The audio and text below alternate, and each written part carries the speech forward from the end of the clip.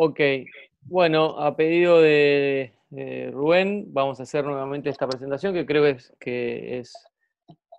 es momento de hacerla debido a lo que él comentó que estoy absolutamente de acuerdo. La parte introductoria de la sistemática la voy a obviar porque no tiene sentido y aparte nos va a permitir después tener más tiempo para discutir. Avanzo la parte introductoria hasta el momento de la sistemática propiamente dicha.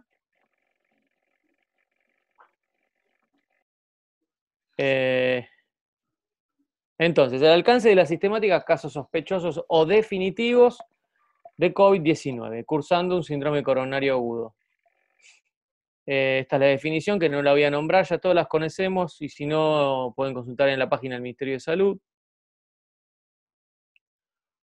Como consideraciones generales, todo caso sospechoso o definitivo de COVID debe pasar por un triage previo.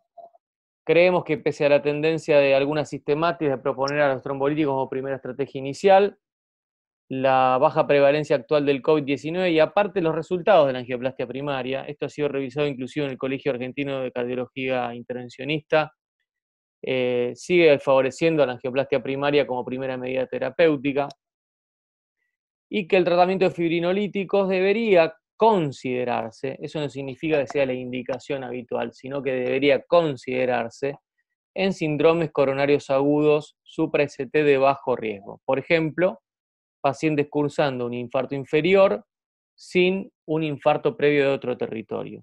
Y en algunas situaciones epidemiológicamente especiales. La angioplastia primaria, en primera instancia, la intención de nuestra sistemática es realizarla únicamente al vaso culpable y se considerará el tratamiento de otro vaso en casos de pacientes cursando cuadros de shock, siempre que lo determine de esta manera el operador, ya que hay varias situaciones que no son estrictamente clínicas que pueden llegar a definir la posibilidad o la imposibilidad de tratar un segundo vaso. En pacientes con insuficiencia respiratoria severa de cualquier causa, se debe realizar la intubación endotraqueal programada y por personal entrenado fuera de la sala de hemodinamia, siempre que la situación clínica lo permita. Un comentario general y corto, porque es más fácil de definir para los síndromes coronarios agudos sin elevación del ST. La idea es intervenir únicamente a pacientes refractarios al tratamiento o con alto riesgo isquémico. Siempre que el estado clínico lo permita, debemos postergar la intervención. No siempre, en primera instancia habíamos propuesto hasta tener un test diagnóstico de COVID negativo, pero quizás esa no sea la definición más estricta luego de la experiencia que hemos adquirido en el tratamiento de los síndromes coronarios agudos. Quizás sí hasta tener certeza o alguna certeza de que el paciente no está cursando un cuadro infeccioso que pueda ser confundidor y que pueda indicar la probabilidad de presentar COVID. Lo podemos discutir al final. Los síndromes coronarios agudos, supra-ST o no supra-ST de pacientes inestables o con neumonía severa no deben ser trasladados, y en los autóctonos siempre hay que valorar siempre el tratamiento médico como primera opción. O sea, si hay dudas o un diagnóstico probable de que el paciente tiene un cuadro respiratorio severo, debemos valorar la probabilidad de no tratarlos con un tratamiento intervencionista. Como ya saben, nosotros generamos un grupo de trabajo de angioplastia primaria, donde duplicamos la disponibilidad de guardia de cada operador a 48 horas semanales, ya que los casos COVID requieren una máxima protección personal o los sospechosos, y esto determina la necesidad de que un operador circulante fuera de sala. Este es el esquema que desarrollamos, como se lo presenté en la primera sistemática. La idea es tener un grupo rojo, compuesto por un técnico y un médico en sala que realice el procedimiento, un grupo amarillo, compuesto por un técnico y un médico adicional, rotante, que pueda trasladarse fuera de la sala, y propusimos en su momento la presencia de un médico de apoyo de la unidad coronaria en el horario de guardia. Todos los procedimientos de hemodinamia en pacientes internados deben realizarse con máxima protección personal. Son procedimientos con un riesgo más elevado que el resto de paro cardiorrespiratorio y necesidad de reanimación cardiopulmonar, que son maniobras que en nuestro ámbito son las de mayor riesgo de contagio. La conducta para tomar la decisión en el tratamiento de nuestros pacientes tiene dos aristas importantes para la toma de la decisión, como dije antes. Una médica y otra dependiendo del origen, que tiene más que nada que ver con la estrategia de triage y determinación de qué se hace con los pacientes dependiendo de su origen. Entonces, la médica va a tener que ver con que el caso sea o no COVID y que el infarto sea de alto o bajo riesgo. Y la de origen, si el paciente es autóctono o derivado. Esta es la sistemática general, que tiene simplemente un enfoque médico, donde dividimos a los pacientes como alto riesgo, de infarto de alto riesgo e infarto de bajo riesgo. El infarto de alto riesgo es el que todos ya conocemos, pero le dimos un encuadre para tener una definición unificada y no que cada uno determine cuándo es de alto o de bajo riesgo. Entonces, si todos estamos de acuerdo, definiríamos como alto riesgo al infarto anterior o combinado, al paciente que cursa un infarto con hipotensión, al paciente que cursa un infarto Killip y Kimball B o mayor, o sea, con insuficiencia cardíaca en curso, al paciente con un infarto y arritmia ventricular severa o bloqueo auriculoventricular completo, más de 12 horas y una de las anteriores, debido a que luego de las 12 horas, un poco antes también, ¿no? Pero luego de las 12 horas el trombolítico, su efecto es mínimo, y por supuesto la persistencia de síntomas. Y como bajo riesgo, al paciente asintomático y al paciente que tiene un infarto chico, el infarto inferior sin BD, el infarto lateral estricto, y no presenta, por supuesto, criterios de alto riesgo.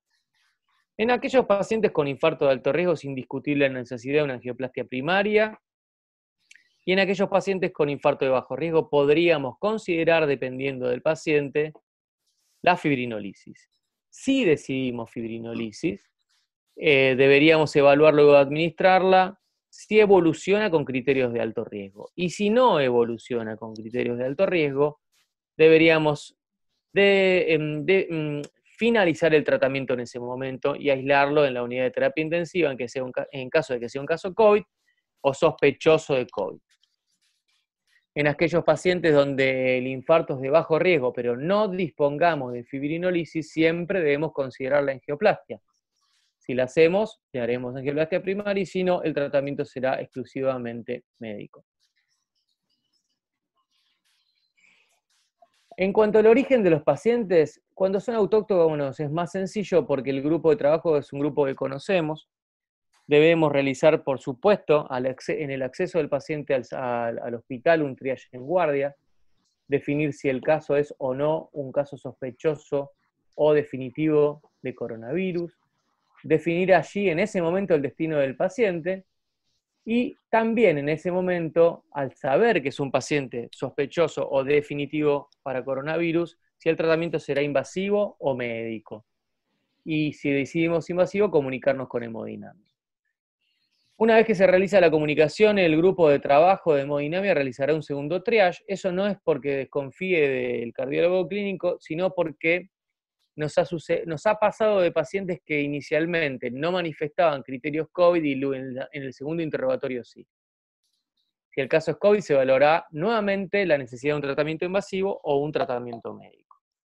Si el paciente no es COVID, luego de su tratamiento o durante su tratamiento, si decidimos fibrinolíticos por alguna causa, lo recibirá y será internado en coronaria, y si no, en su defecto debe ser internado en la terapia intensiva.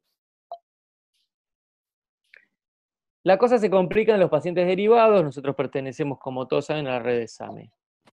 En primera instancia se establece una comunicación vía SAME con el médico derivador, el coordinador y el hemodinamista. Esta comunicación es grabada y se hace entre las tres personas. El grupo de hemodinamia realizará el checklist telefónico que nos permitirá distinguir un caso sospechoso de un caso no COVID. En los casos sospechosos se activará el sistema de urgencia local con comunicación con el jefe de guardia. Esto es muy variable dependiendo del jefe de guardia de cada día, pero es lo que nosotros nos proponemos. El cardiólogo de unidad coronaria y determinaremos la disponibilidad de camas de la institución no de la unidad coronaria, porque este paciente, si es sospechoso, debe ir a la terapia, y cómo va a ser la sistemática de recepción, que sigue siendo variable, que eso lo quiero destacar, en la guardia externa. Cuando el paciente llega a la guardia externa, debería realizársele un triage en guardia. Este triage será realizado por quienes están destinados en los días que hay pacientes designadas, y si no, por el cardiólogo de guardia. Luego lo realizará nuevamente el triage del grupo de trabajo de hemodinamia, y posteriormente la internación será en terapia intensiva si es caso COVID o sospechoso, luego de la angioplastia. Y acá vienen los escenarios que tenemos que discutir, porque esto, como son escenarios posibles en los pacientes graves, son los que han generado discusión y que justamente generaron algunas decisiones que por ahí son controvertidas. Por empezar, intubación y ventilación mecánica o reanimación cardiopulmonar. Debemos extremar, como ya nombramos, las medidas de prevención de todos los involucrados. Por el elevado riesgo de liberación de gotas, es un procedimiento que preferentemente debe ser realizado antes de ingresar a hemodinamia, si el cuadro clínico lo permite.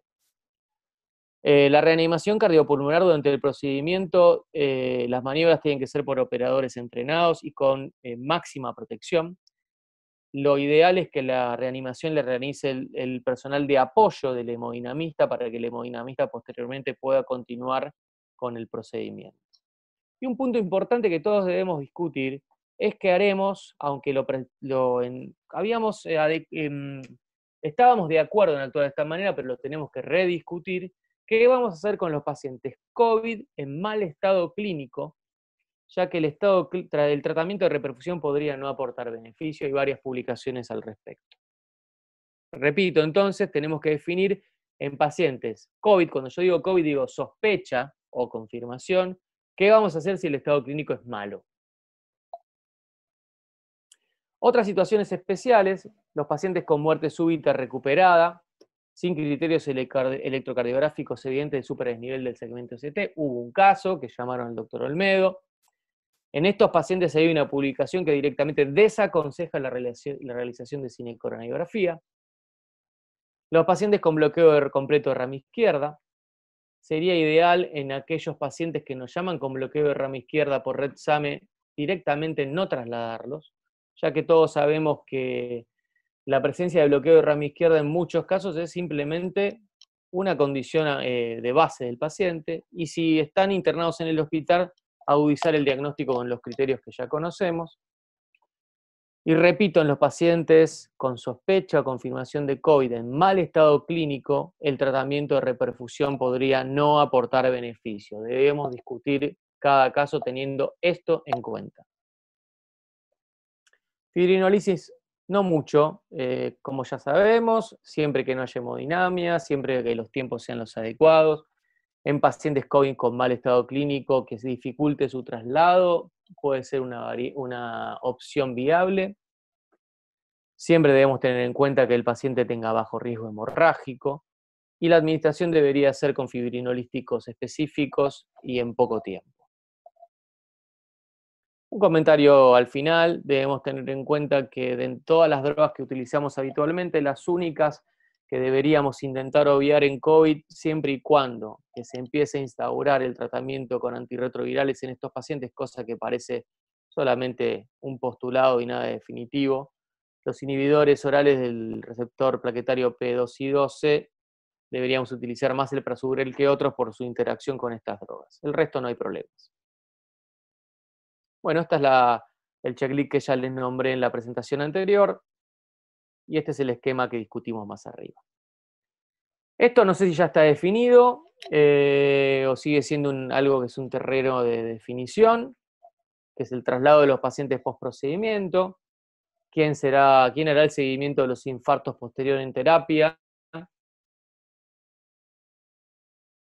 El real ámbito de internación por etapas, quiero decir, una vez copada la terapia, ¿seguirá la coronaria o qué lugar?